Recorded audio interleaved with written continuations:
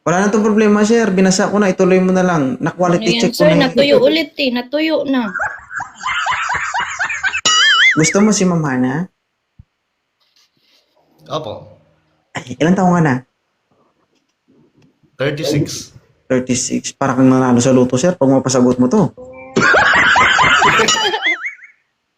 Kapag naging jowa mo to, parang siguro ayaw mong ilabas sa bahay to. Ano? Sige nga, tingnan natin kung paano dumiskarte ang isang 36 years old. Hi, Mama Ana. Hello po. Taga saan ka? Bicol. Magaganda talaga taga Bicol, ano? Okay lang ba sa'yo? Walang trabaho ako eh. Pares din tayo eh. Wala din akong trabaho eh. Hindi na, huwag kayong kumain. Wala ka palang trabaho. Mga bis... Ba't doon lang kayo magpakamat? Ha, wala kayong mga trabaho. Magtsuktsakan kayo, tapos magkaanak kayo, wala kayong pakain sa anak nyo. Paano mo ito bubuhayin? Day. May anak pa naman ako, isa. Didiskarte ako para mabuhay ko Anong kayong diskarte mo? dalawang anak mo. Alam mo kasi, sir, ganito kasi yan. Si madam po, walang trabaho, pero may pera. Kaso nga lang, hinahayad niya ako, pupunta dun sa Japan. Yung pera niya, hindi para sa'yo yun, para sa akin yun, pang sahod mo sa akin kada buwan. Ha? Ikaw magpapakain sa kanya, ikaw magtusto sa mga anak niya, yung pera niya, isahod niya sa akin. Okay lang Lang, sa'yo. anak ko, sir. Ito naman, mga anak. Ito Yup. lang. Okay lang yun dun. Okay lang Okay yun. lang. Pero okay lang Okay sa'yo. lang.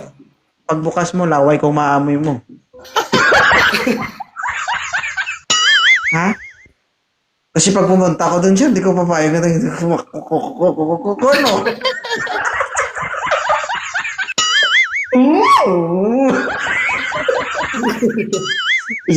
Matagal ako hindi nag-araro-araro. Yung gano'n yan. Hindi, joke lang. Sige, sir, kausapin mo. Sige na, ma'am. Anong ma'am? Taga Bicol ah. Okay lang ba sa'yo? Sa Mindanao ako ni? Mindanao, oo, kahit taga Sa saan ka Mindanao. pa. Okay lang. Taga taga Surigao del Norte ako. Malayo yun. Pero sir, dapat aralin mo lahat ng kasi pag halimbawa actually hindi mahirap kunin yung loob ni Ma'am Hana. Ang kailangan mo lang gawin, kailangan mo pag-aralan yung mga bagay na gusto niya. Kasi yun ang magpapa-attract sa babae, 'di ba? Una sa lahat, dapat marunong ka daw sumayaw. Tapos, mahaba yung dila. Mahaba ba yung dila mo, sir? Hindi masyadong mahaba.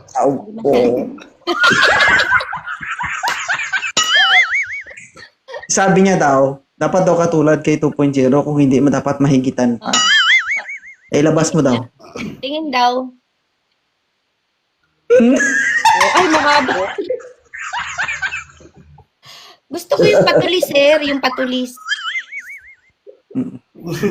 Hindi. Hindi malapad eh.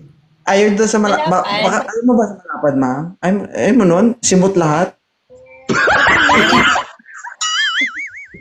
Oo Ano? nga. Ang bait ni sir, no? Si Sir Hindi Isa. Lahat naman ako eh. Open ako sa ganyan. Open ka sa lahat. Open-minded ka ba? Oo. So maluwag ka, sir. Maluwag ka sa mga ganyan. Ikaw, ma'am, maluwag ka. Masikip ako. Tama. Good job. Tama yung sagot mo kasi kung maluwag ka, ako, Diyos ko, iba naman ang masabi ko.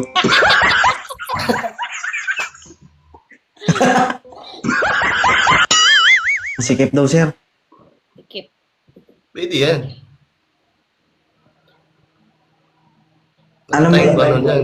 yung tingin ko kay sir, tinititigan niya si ma'am, pero yung utak niya gumagana na eh. Tinititigan mo, pero parang nilalamon mo na siya ba? Bago ka umakyat dito, in-stock mo ba si ma'am? Di ano lang.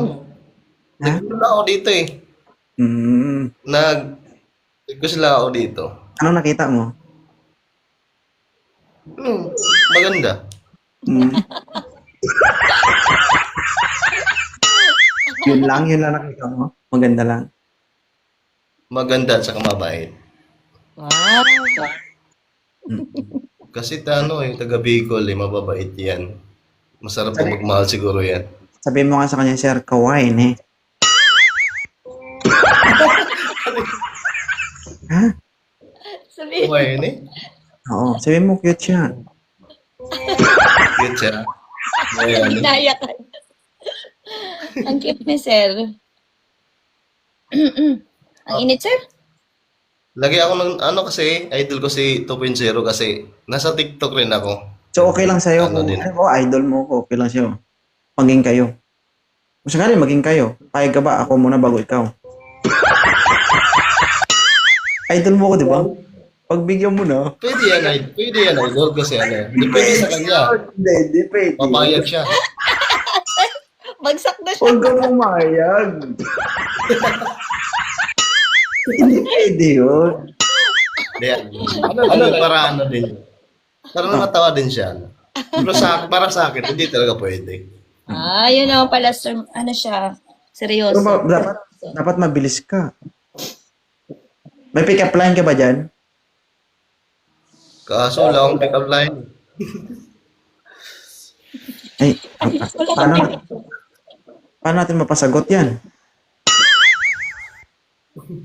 Wala akong pick up line. Hindi ako marunong mag-pick up line. Kailangan naman ako maghirap para, di ba, ako tulungan kita tapos maging kayo. Sipin mo ako maghirap, ikaw yung titira. Di ba? Marami nang nangyari dito na ganyan, di ba? Ako nagpapakahirap tapos sila yung tumira. Hindi sila yung sumaya. Oh, mamili ka, tutulungan kita o paghirapan mo? Gusto ko paghirapan ko. Ay, paghirapan mo. Kasi kung tutulungan kita, ba't ako muna? Hindi talaga. Paghirapan. Dapat paghirapan mo muna bago mo siya Ay, Yan nasusukat yung eh. Alin? Pero lang. Hihingi lang ako sa advice ni Ay. advice. Tawag dito. Ang pinaka-importante lang naman dyan, sir, sa panahon, sa stage nyo ngayon, no? Ang pinaka-importante dyan, first, dapat magkaroon kayo ng communication. Naniniwala ako, sir, daig ng madiskarte ang gwapo. Naniniwala ka doon. Ang importante lang naman doon sa pinakauna, mahook mo yung atensyon ng kausap mo. Once na nag-usap na kayong dalawa, hindi, totoo yan. The most important is communication, no? Halimbawa, nagkaroon kayo ng palitan ng chat. Usap kayo. Huwag mo sabihin na, tayo na, 'di ba? Gusto ko maging tayo na, dapat tayo na. No. Red flag kasi sa babae 'yan. Ito yung mabisang paraan ng panliligaw.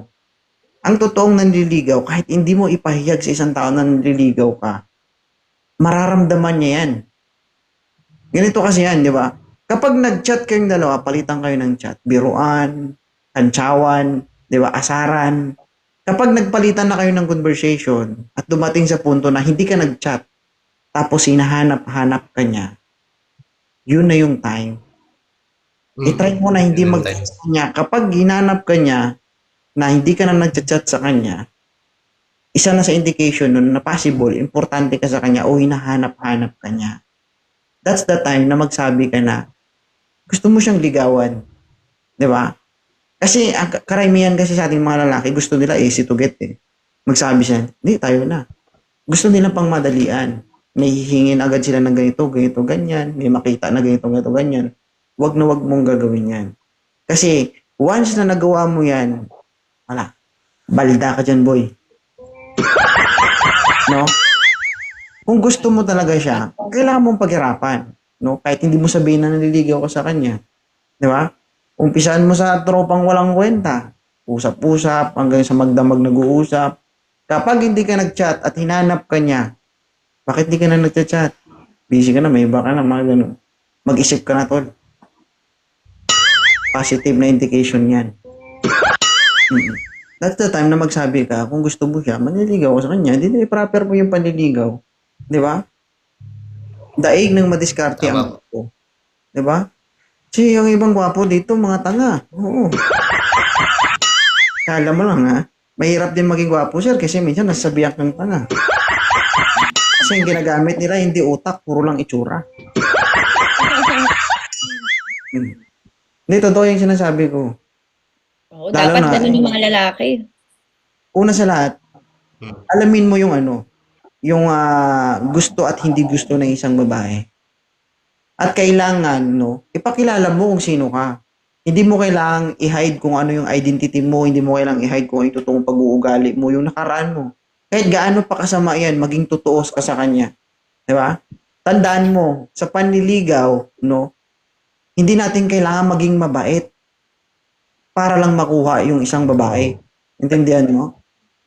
Kahit masama ka sa paningin niya sa una, kung desidido ka sa kanya at nag-e-effort ka, mas maganda yon. Bakit? Kasi ikaw yun. Ikaw yung totoong ikaw yun. Naintindihan mo? Kaysa naman sasabihin mo sa kanya na mabait ka, hindi ka ganito, later on makikita niya, ganyan ka pala. Wala din yun, di magtatagal yun. Naintindihan mo? Pero kung ipinakilala mo yung sarili, ma'am, ito ma'am, naninigarilyo ako.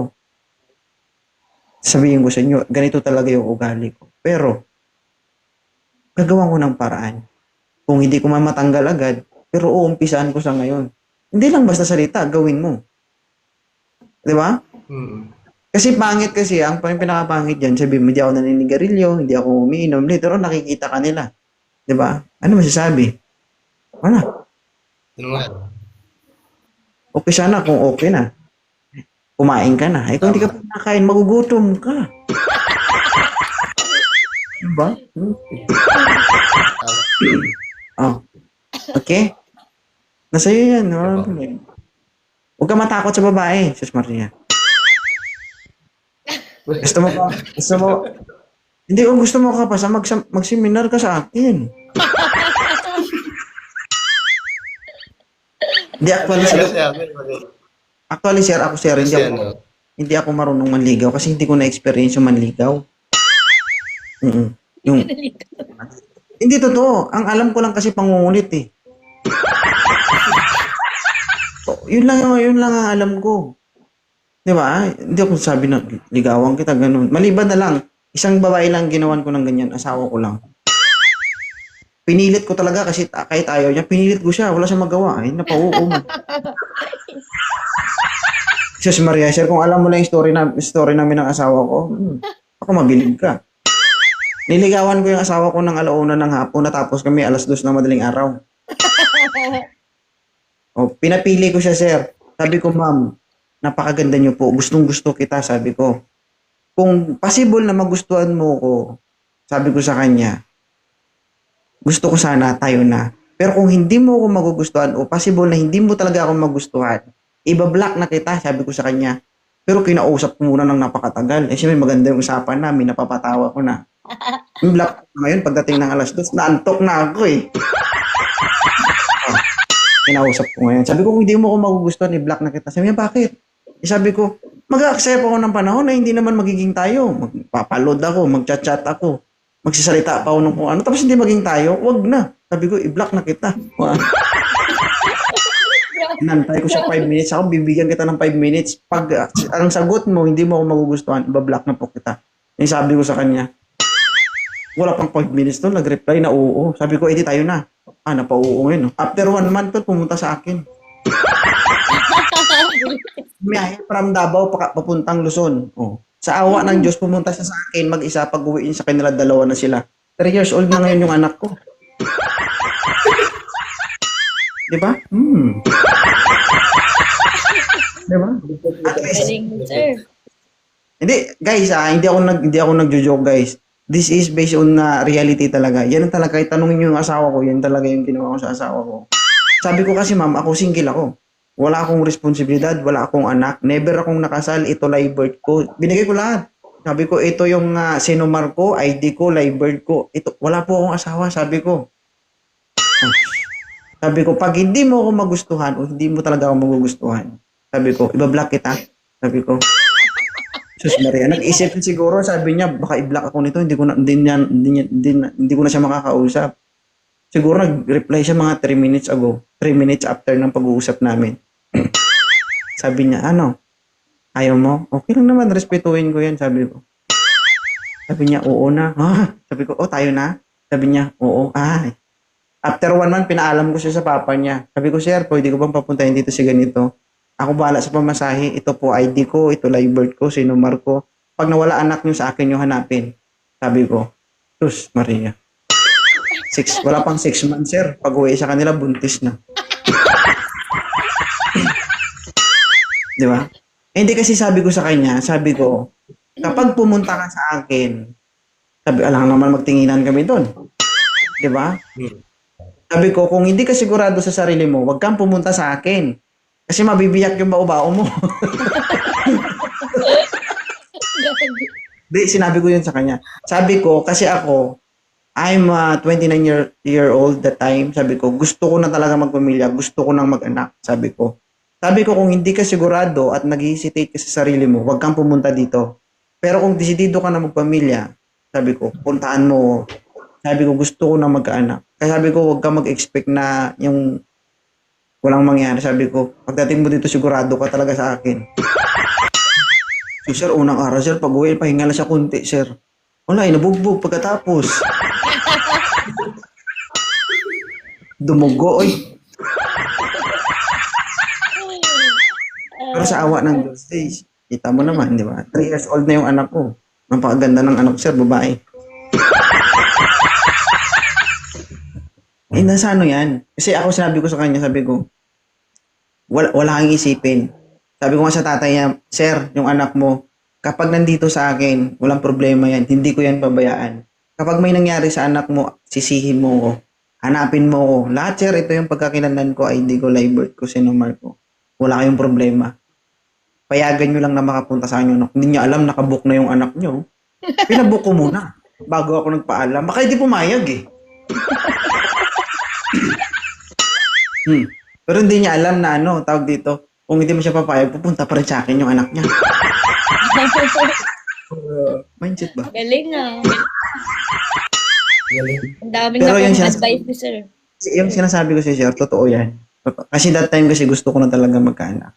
Sabi ko, hindi kasi ako sir namimili. Yung asawa ko, hindi ganyan yan dati. Napakapayat yan. Tapos ang bata, tignan, pagpunta sa akin, sabi ko, wala, ang bata mo ah. Sa uli kayo atas tatay mo. Nagalit to kasi galit pang Davao ang layo-layo. Sabi ko, joke lang, tara, pasok na tayo. Payatin yung dati yung asawa ko. Ang ginawa ko, pinalaman ko ng pinalaman. Sinubuan ko ng sinubuan. Tumaba eh. Diba? Basic! Hindi totoo yan, sir. Totoo talaga yan. Sinasabi ko sa inyo, kumbaga, hindi talaga ako nasisinungaling. True to life story. Kaya minsan nagkikwentuhan kami ng asawa ko. Sabi ko, ano ka ngayon? Hindi kasi ako namimili, sir. Hindi ko pa yan nakita in person ng asawa ko eh. Kumbaga, through ano lang, video call. Sabi ko sa kanya. Sabi ko, wala akong pakialam kung anong meron ka, kung ano yung nakaraan mo, kung ano yung buhay mo. Ang gusto ko lang yung babae magstay sa akin habang buhay. Kung kaya mo kong intindihin, kaya mo kong mahalin at alagaan, ganun din yung gagawin ko sa'yo. Wow. Sir, magpa 5 years na kami. Ano sa'yo yan? Kasi karating eh. 5 Ano? years pa lang, sir. Kung may balak kang sirain yung 5 years ah.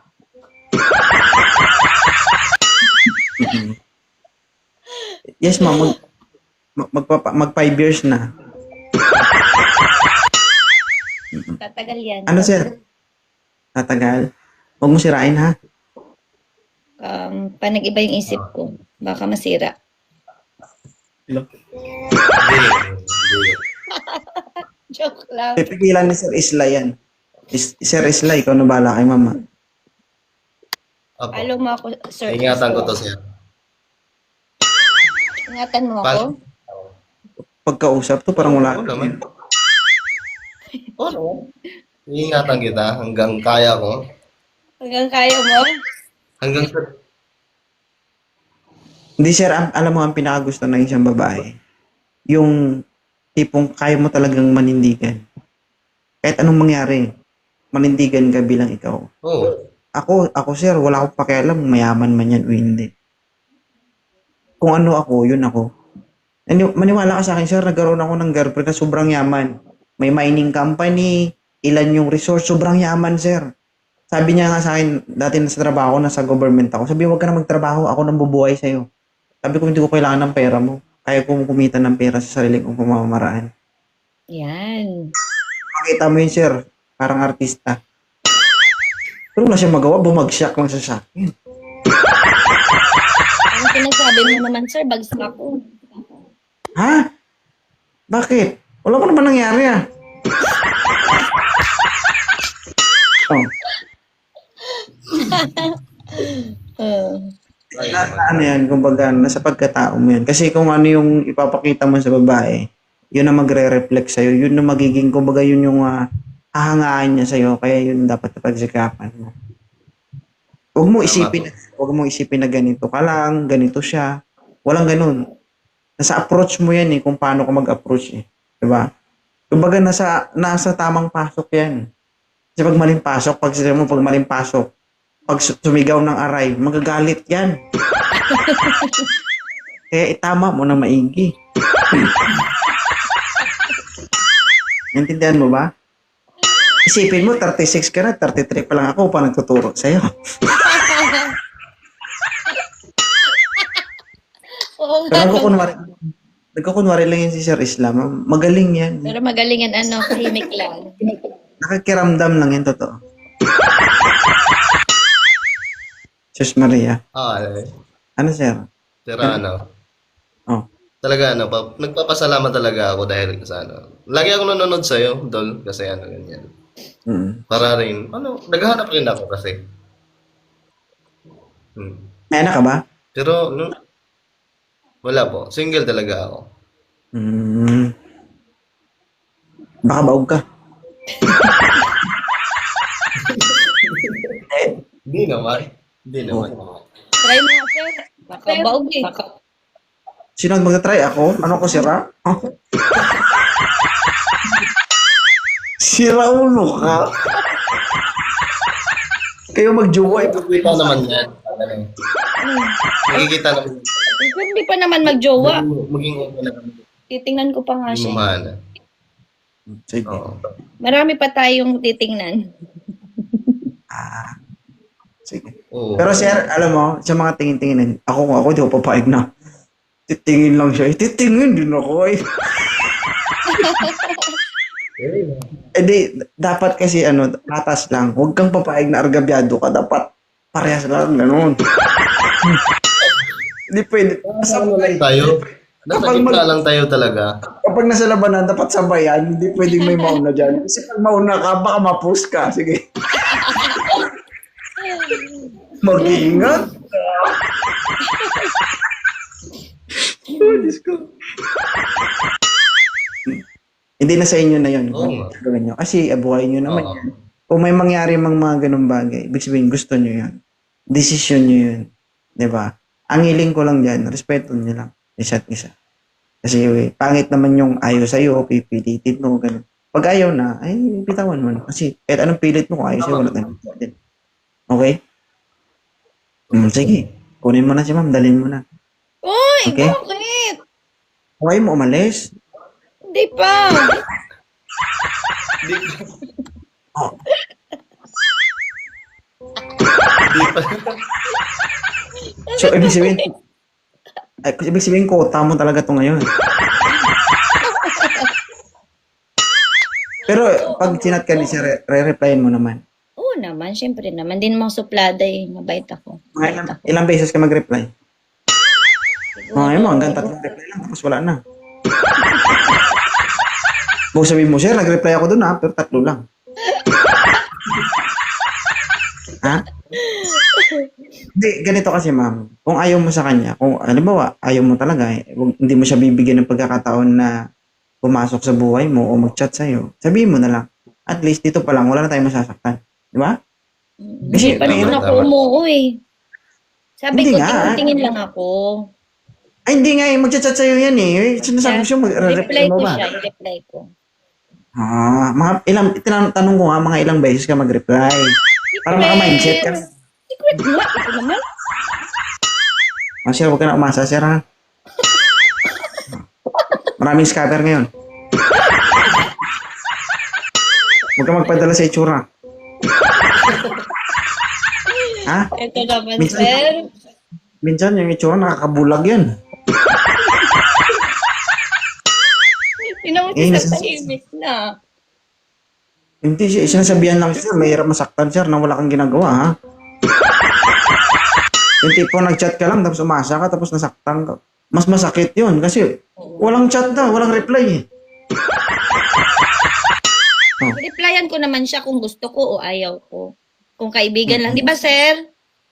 Oh. Ano ba talaga hanap mo, kaibigan o jowa?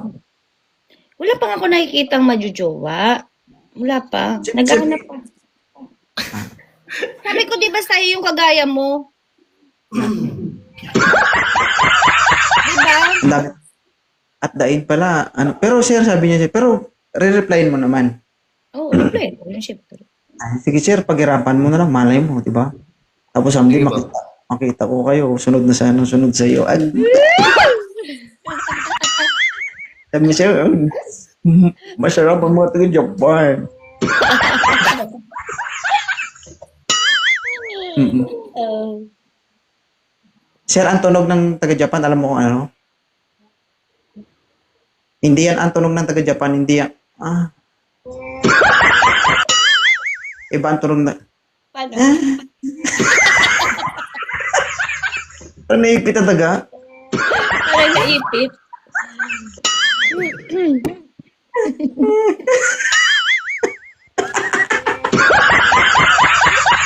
Baliw, baliw. Oh, Diyos ko Lord. Oo. So ano ma'am, hindi ka pa bababa ma'am? Sama mo si sir? Magtingin pa nga tayo, sir. Ay, magtingin pa daw si sir. So, ibig sabihin sir, may karibal ka na. Hindi pa kayo may karibal. Okay lang. Tingnan lang. Sige sir, thank you. Okay lang yan. Salamat Thank you sir. po, ah. Sir Isla.